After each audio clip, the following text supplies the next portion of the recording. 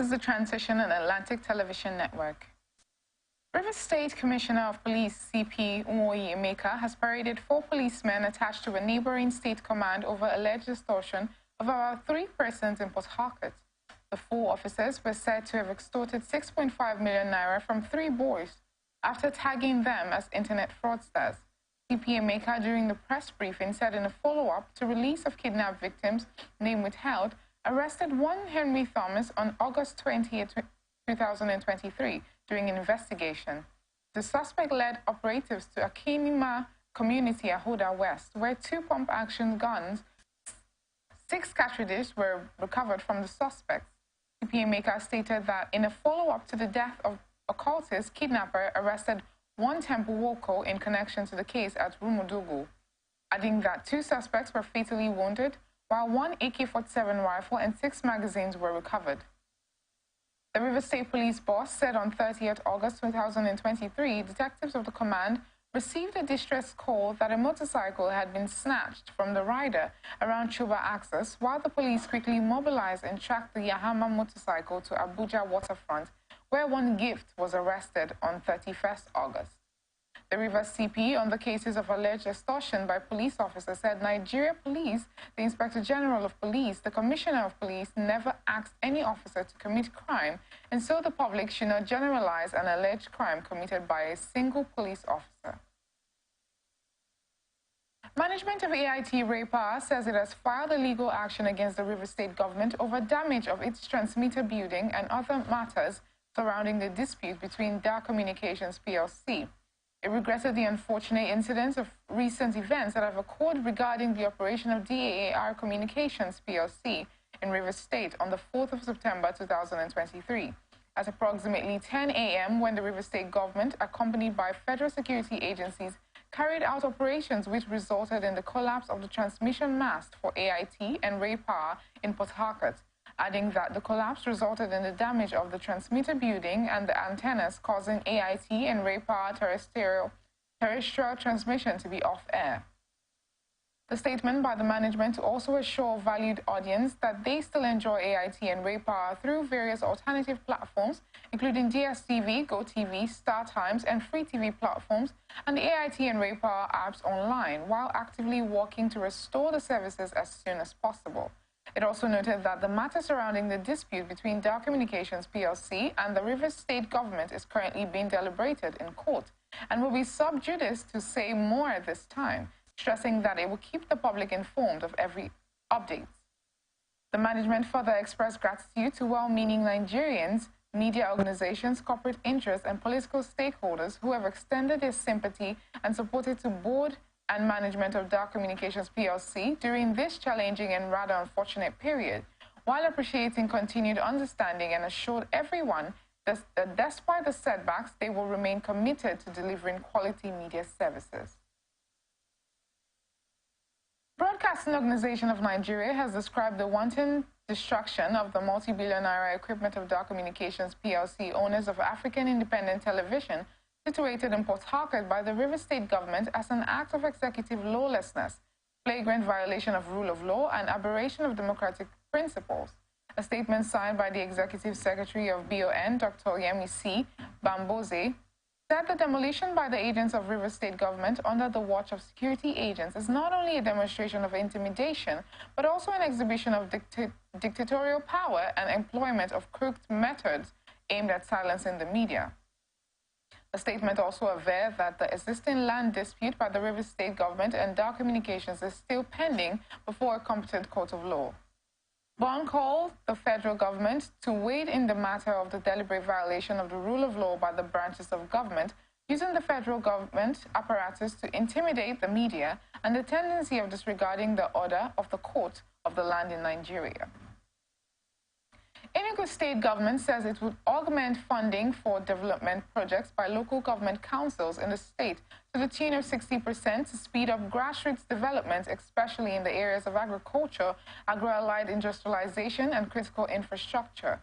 The government made this known after a meeting of the Enugu State Economic Planning Commission at the Government House, Enugu adding that the move was targeted at boosting the rural economy and creating jobs for the teeming youths.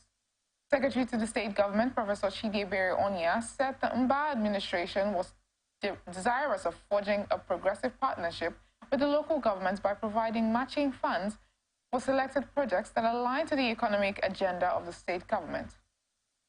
The SSG said one of the key agenda of the decision was to open up the rural areas to economic development activities in the area of agriculture and agro-allied industrialization and encourage agro-allied processing zones and a land bank of 300,000 hectares for commercial farming.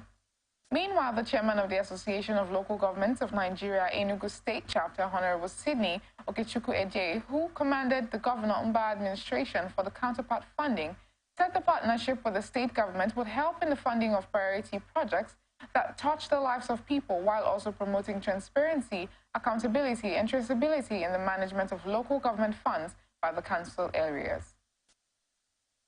Lagos State Governor Mr. Babajide Sanwo-Olu transmitted a second list of cabinet members nominees to the Lagos State House of Assembly. This is coming a few weeks after the House confirmed 22 and rejected 17 out of the 39 nominees earlier sent to it for ratification and confirmation. The immediate past Commissioner for Health in the state, Professor Akin Abayomi, who was among the 17 nominees rejected by the House, made the new list. The ad hoc committee, led by the Chief Whip Fatai Mujid, who screened the previous nominees, will also screen the new set of nominees. The new nominees, which consist of 18 names, include Dr. Afolabi Tajuddin, Mr. Oluwaseun Osiyemi, Professor Akinola Aboyemi, Engineer Olalere Odusote, Dr. Oluwaratimi Wahab Fashola, Mrs. Folashade Ambrose Medin, Mr. Akinyemi Ajibotafe, Mr. Samuel Ebgube, and Honorable Tolani Akibu, including others. Kwara State Police Command says it has discovered an unidentified headless body in Ilorin, the state capital. The headless corpse was recovered under the bridge of Ejiba Street off Stadium Road in Ilorin West local government area of the state. Spokesman of the State Police Command, SP Okasani Ajayi, who confirmed the development in Ilorin, said efforts were ongoing to arrest the culprits connected to the incident. He also said residents of the area woke up to the gory sight of the lifeless body with the head and neck completely cut off, adding that police operatives from B Division Police Station Surulere evacuated the headless corpse and deposited it at the General Hospital morgue.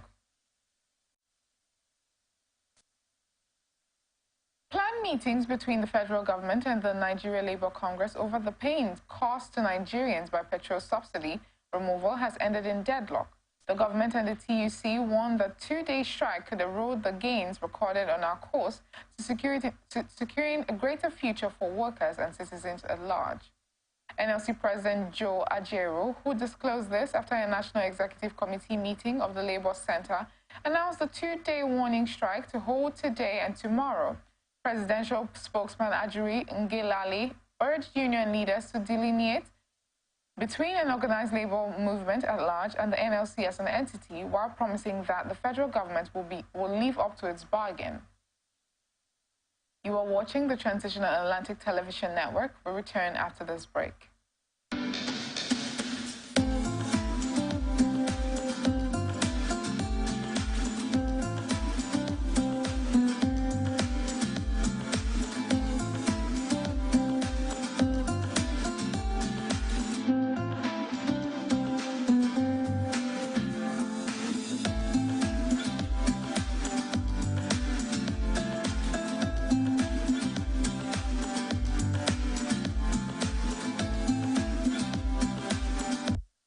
Welcome back. You're watching the Transitional Atlantic Television Network. Now the rest of our stories. Spokesperson to President Bola Tinubu, Ajuri Ngelale, has claimed his principal is not worried about the possible verdict of the Presidential Election Tribunal. Ngelale said President Tinubu sees no need to threaten judicial officers regarding the election petition, while the tribunal has fixed September 6 to deliver judgment on the petitions challenging Tinubu's victory in the federal February 25th election. The victory was contested by the Allied People's Movement, Peter Obi of the Labour Party, and Atiku Abubakar of the People's Democratic Party. Ngelale said Tinubu is optimistic that the panel will deliver judgment based on the evidence presented. and there was no need to raise speculations against the integrity of judicial officers, adding that he believes in the sanctity and integrity of the Nigerian judicial system. House of Representatives has commenced investigation into the sales and disposal of public property by some government agencies between 2010 and 2022. Inaugurating the ad hoc committee in Abuja, Leader of the House and Chairman of the committee, Honorable Julius Ibobere, noted that conducting investigations is a critical function of legislative duties, which is in line with relevant sections of the Constitution of the Federal Republic of Nigeria 1999 as amended, including the standing orders of the House of Representatives and the inherent jurisdiction of the National Assembly. He also assured that the committee would do justice to the legislative mandates given to them and urged agencies that has ignored the invitation of the committee to appear for hearing. The chairman urged chief executive of agencies present to give the committee the necessary cooperations to enable it achieve its goals. Let me list those that have ignored, refused to comply, or blatantly disregarded our invitation. Nigeria Ports Authority, Nigeria Maritime Authority and Safety Agency, Nigeria Railway Corporation, Nigeria Customs Service. Those ones are Ogun River Basin, Anambra Imo River Basin, Niger Delta River Basin. All right. Those ones have completely ignored our invitation, and we know precisely what to do as a house. I want to also use this to summon here the Ministry of Water Resources. The clerk will do a letter to them, since they were fully responsible for this asset disposal in the River Basin Authority. The managing directors of the Upper Benue River Basin Development Authority, Cross River Basin Development Authority, Lower Niger River Basin Development Authority, Benin Owena River Basin Development Authority, Hadejia Jamanare River Basin Authority also appeared before the ad hoc committee. While responding to questions from the committee, the managing director of Hadejia Jamara River Basin Development Authority said that the agency has nothing to auction as most of their equipment were vandalized during the NSAS protest of 2021, while other managing directors said that auctioning of their properties were carried out by the Federal Ministry of Water Resources. I believe some of the documents related to the items disposed might have been vandalized with something maybe similar to what happened during the NSAS. I was not there, but most of the items auctioned were procured around early 90s during the Abacha regime, and there was some crisis that happened in Hadejia and in Kano during the creation of Jigawa State, when one particular local government was not made the headquarters. So some miscreants went and burned federal properties in the town.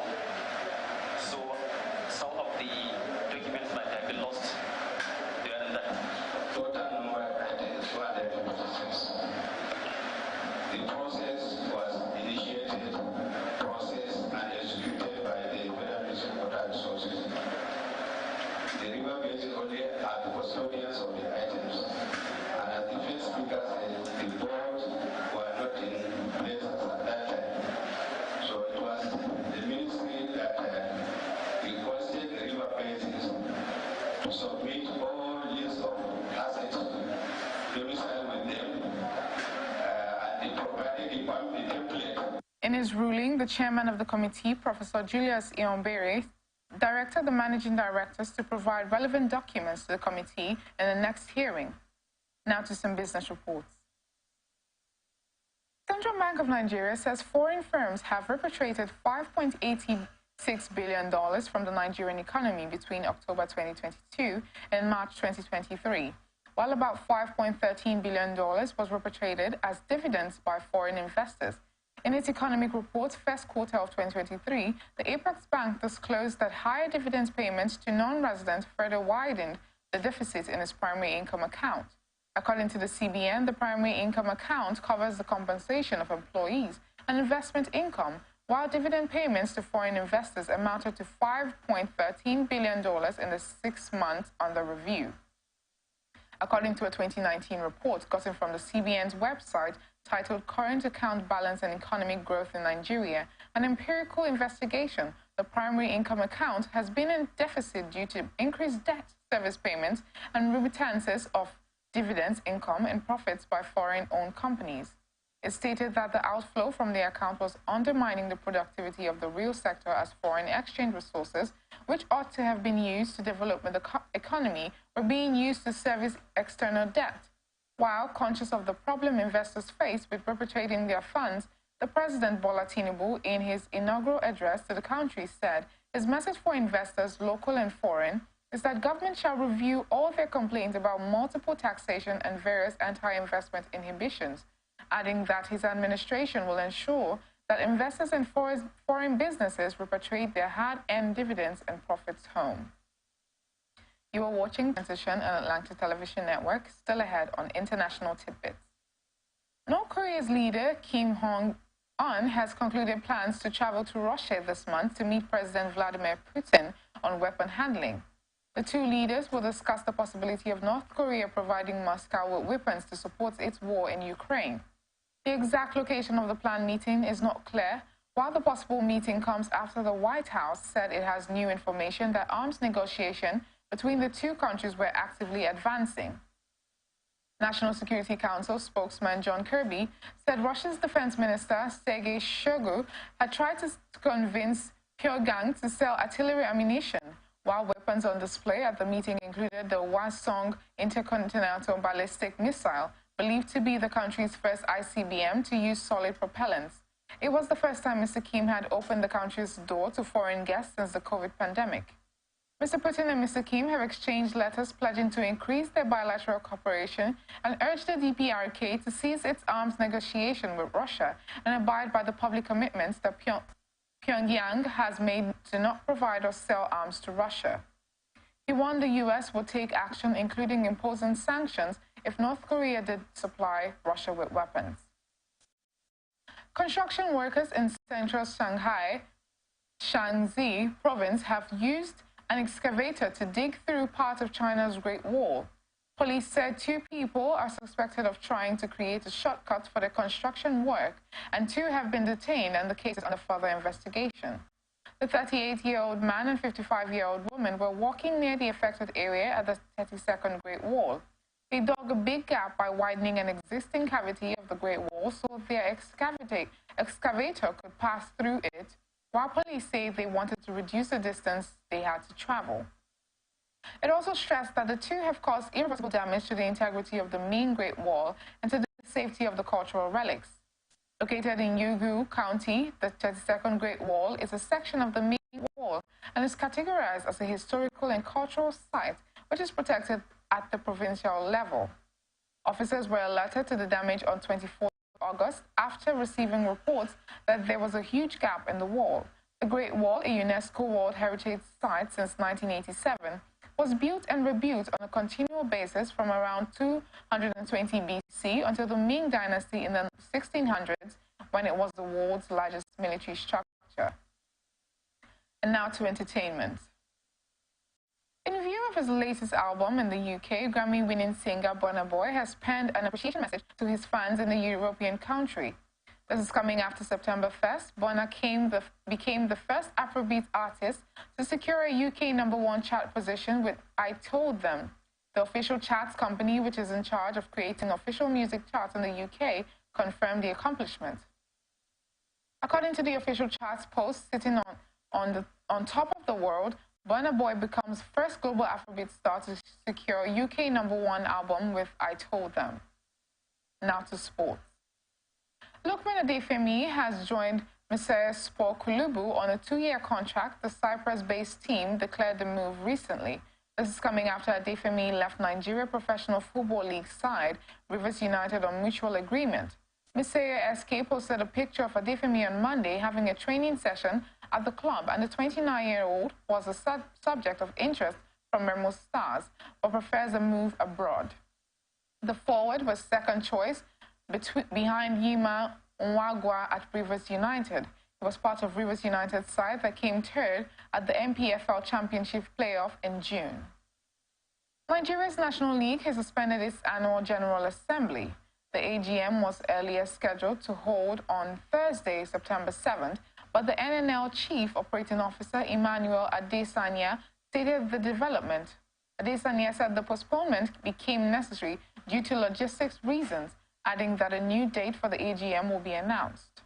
This is to inform concerned clubs and stakeholders that the AGA, formerly fixed for September 7th, will no longer hold due to some logistic challenges.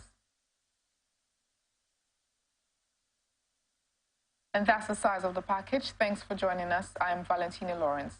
You can follow us on our social media platforms, on Twitter at Atlantic TV Net, Facebook and YouTube Atlantic Television Network, Instagram Atlantic TV Network. Do remember that peace and unity are the pathways to progress.